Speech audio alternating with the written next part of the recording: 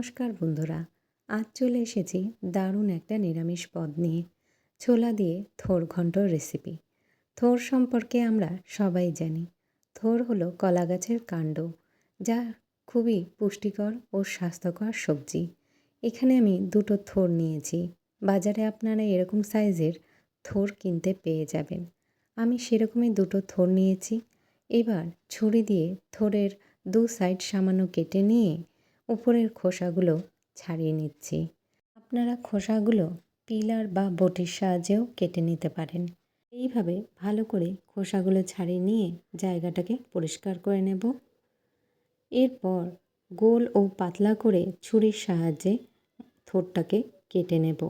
থোরের মাঝখানে কিছু আঁশের মতন অংশ থাকে, সেগুলোকেও পরিষ্কার করে নিলাম। এরপর আলু ভাজার মতন কুচি করে থোরটাকে কেটে নেব। সাইডে আমি একটা বাটিতে নুন ও সামান্য হলুদ মেশানো জল রেখেছি। তাতে থোরটাকে কেটে জলে ভিজিয়ে দেব। এতে থোর কাটার পর কালো হবে না। ঠিক এইভাবে আলু ভাজার মতন করে থোরগুলোকে কেটে নিলাম। কিছু কিছু বাঙালি পদ আছে যা খেলে অন্য কোনো পদের প্রয়োজনই হয় না। তার মধ্যে এই নিরামিষ থোর ঘন্ট আমার কাছে খুবই প্রিয়। এইটা হলে সব ভাতটুকুই অনায়াসে শেষ করে নেওয়া যায়। এরপর একটা প্রেসার কুকারে থোরটাকে ধুয়ে দিয়ে দেব। থোরটাকে সেদ্ধ করার জন্য 2 কাপ পরিমাণ মতন জল দিয়ে দেব। আর এরই সাথে দিয়ে দেব সামান্য একটু নুন। নুনটা দিলে থোরটা অনেকটাই নরম হয়ে যাবে। এরপর ঢাকা দিয়ে 2 থেকে 3টে সিটি দিয়ে থোরটাকে সেদ্ধ করে নেব। এরই সাথে বাকি উপকরণগুলো দেখে নেব। এখানে হাফ কাপ ছোলা নিয়েছি, যা সারা রাত ভিজিয়ে রেখেছিলাম। আর একটা মাঝারি আকারে আলু ছোট চৌকো করে কেটে ধুয়ে নিয়েছি। আর এখানে একটা মশলার পেস্ট তৈরি করে নেব। 3টে কাঁচা লঙ্কা, 1 ইঞ্চি আদা আর 1 চা চামচ গোটা জিরে মিহি করে বেটে নিয়েছি। এরপর প্রেসার কুকারে গ্যাসটা বার করে নিয়ে থোরটা সেদ্ধ হয়েছে কিনা দেখে নেব। দেখুন থোরটা ভালোভাবে সেদ্ধ হয়ে গেছে। এরপর এর থেকে জল ঝরিয়ে নেব। এবার একটা বড় ছাঁকনির উপরে জল ঝরিয়ে নিয়ে থোরটাকে হাত দিয়ে একটু ম্যাশ করে নিচ্ছি। এইভাবে চটকে নিলে রান্না করতে সুবিধা হবে আর থোরের গায়ে অতিরিক্ত জল থাকলেও বেরিয়ে যাবে। এরপর রান্নার জন্য কড়াই বসিয়ে দেব। কড়াইতে দিয়ে দেবো এখন 2 থেকে 3 টেবিল চামচ সর্ষের তেল। তেলটা একটু গরম হলে এর মধ্যে ছোট টুকরো করে নেওয়া আলুগুলোকে ভেজে নেব। মিডিয়াম ফ্লেমে আলুগুলোকে লালচে করে ভেজে নিলাম। এরপর একটা প্লেটে আলুগুলোকে উঠিয়ে রেখে দেব। আলুগুলোকে কড়াই থেকে উঠিয়ে রেখে এখন ফোড়নের জন্য দিয়ে দেব একটা গোটা শুকনো লঙ্কা, একটা তেজপাতা 2টো টুকরো করে নিয়েছি আর হাফ চা চামচ গোটা জিরে। ফোড়নটা একটু ভাজা হলে এর মধ্যে দিয়ে দেব আদা, কাঁচা লঙ্কা আর জিরে বাটা।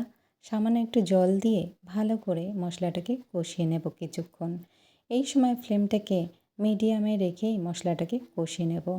মশলা থেকে তেল ছাড়লে এখন এর মধ্যে দিয়ে দিচ্ছি হাফ চা চামচ হলুদ গুঁড়ো, পরিমাণ মতো নুন আর এরই সাথে দিয়ে দিচ্ছি হাফ চা চামচ চিনি আর রঙের জন্য দিয়েছি হাফ চা চামচ কাশ্মীরি লাল লঙ্কার গুঁড়ো। মশলা থেকে তেল বেরিয়ে আসা পর্যন্ত মশলাটাকে ভালো করে কষিয়ে নেব। এরপর এর মধ্যে দিয়ে দেব ভেজে রাখা আলুর টুকরো আর এরই সাথে দিয়ে দেব সেদ্ধ করে নেওয়া ছোলা। হ্যাঁ, আমি এখানে ছোলাটাকে সামান্য একটা সিটি দিয়ে সেদ্ধ করে নিয়েছি। আপনারা চাইলে কাঁচা ছোলাও এখানে ব্যবহার করতে পারেন, কিন্তু ছোলা সেদ্ধ করে দিলে রান্নাটা খুবই তাড়াতাড়ি হবে। এরপর এর সাথে দিয়ে দিচ্ছি সেদ্ধ করে নেওয়া থোর। ভালো করে সমস্ত কিছু একসাথে মিশিয়ে নেব। এরপর ঢাকা দিয়ে 7 থেকে 8 মিনিট রান্নাটা হতে দেব। এই সময় এই রান্নায় কিন্তু আমি কোনো জল ব্যবহার করছি না। থোড়ের থেকে যে জল বেরোবে তাতেই কিন্তু আলুগুলো সেদ্ধ হয়ে যাবে। এখন ঢাকা দিয়ে দেব। 7 থেকে 8 মিনিট পর ঢাকা সরিয়ে রান্নাটা হয়েছে কিনা দেখে নেব। খুন্তি দিয়ে নেড়ে চেড়ে নিয়ে আলুটা সেদ্ধ হয়েছে কিনা দেখে নিচ্ছি। আলুটা পুরোপুরি সেদ্ধ হয়ে গেছে। এখন সবশেষে দিয়ে দেব হাফ চা চামচ গরম মশলা গুঁড়ো আর এরই সাথে এখন দিয়ে দেব 1 টেবিল চামচ ময়দা গোলা জল। আপনারা এখানে ময়দার বদলে চালের গুঁড়োও ব্যবহার করতে পারেন।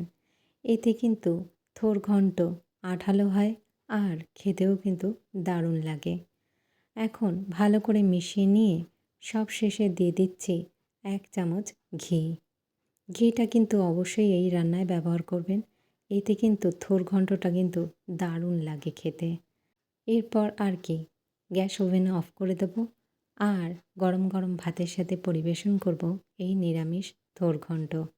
আপনারা চাইলে এই রান্নায় সামান্য নারকেল কুচিও ব্যবহার করতে পারেন। আমার কাছে এই নিরামিষ থোড় ঘন্ট ছোলা সহই কিন্তু ভালো লাগে খেতে। এটা খেতে কিন্তু সত্যিই দুর্দান্ত হয়।